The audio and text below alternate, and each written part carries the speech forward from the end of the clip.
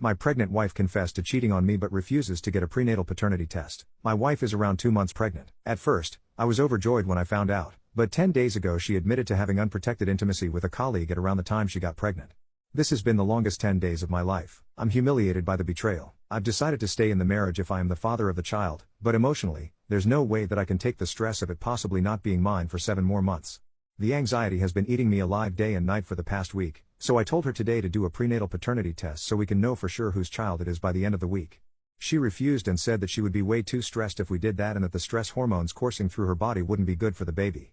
I pointed out how short-sighted this is, since I would do the paternity test eventually anyway and it would just shorten the stress for both of us if we found out who the father is by this weekend. I also said that even if we decided to get divorced right now, we would still be married by the time the child is born, so I would be the legal father by default if that is what she wanted.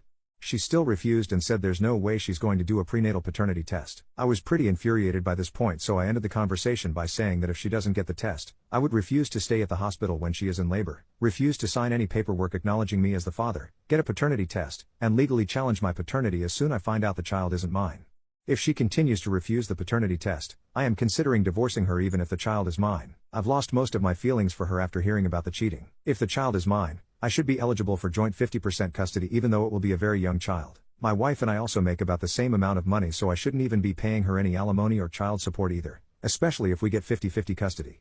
So I should be in the clear legally, but there's still no way I can take this for 7 more months. I don't know what I'll do.